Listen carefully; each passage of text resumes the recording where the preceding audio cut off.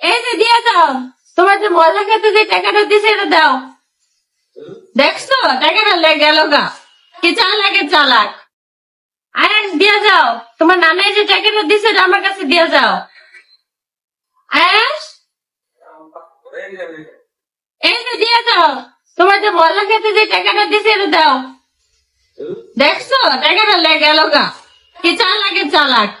আখির ছেলে আয়াস দেখতে দেখতে মাশাল্লাহ বড় হয়ে গেল। দেখো আয়াস বাবু সকালে তার নানার সঙ্গে কি করছে। নানা যাওয়ার সময় আয়াসের হাতে টাকা দিয়েছে। আখি বারবার বলছে যে টাকাটা আমাকে দাও, কিন্তু আয়াস বাবু কিন্তু তার মায়ের হাতে টাকাটা দেয়নি। অমনি দৌড় দিছে কিন্তু টাকা নিয়ে, যেই ওর মা টাকা চেয়েছে অমনি টাকা নিয়ে কিন্তু দৌড় দিছে।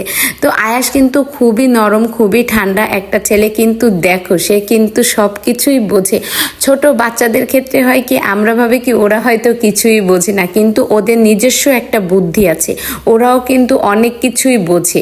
ও দেখবা স্কুলের ছোট বাচ্চারা যখন আমরা স্কুলে দেই তখন দেখা যায় যে আমার বাচ্চা এটা পারবে না ওটা পারবে না, কিন্তু দেখবা পরীক্ষার খাতায় কিন্তু ওরা ঠিক মতো সব কিছুই লিখে এসেছে। তো প্রত্যেকটা মানুষেরই নিজস্ব বুদ্ধি আসে, ওরা ছোট, ওদের ওদের মতো করেও কিন্তু ওরা বুঝতে পারে।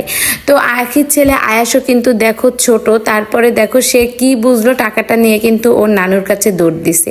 তো সব বাচ্চাদের ক্ষেত্রেই কিন্তু এইরকমই হয়।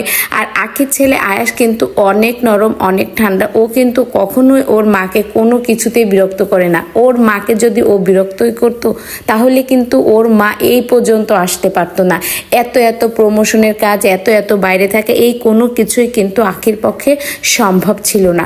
তো আয়াস মাশাল্লাহ অনেক বড়, দেখতে দেখতে বড় হয়ে গেল। সেই ছোট্ট আয়াস বাবু এখন মাশাল্লাহ কত বড় হয়ে যাচ্ছে, এবার দ্বিতীয় ঈদ পার করবে।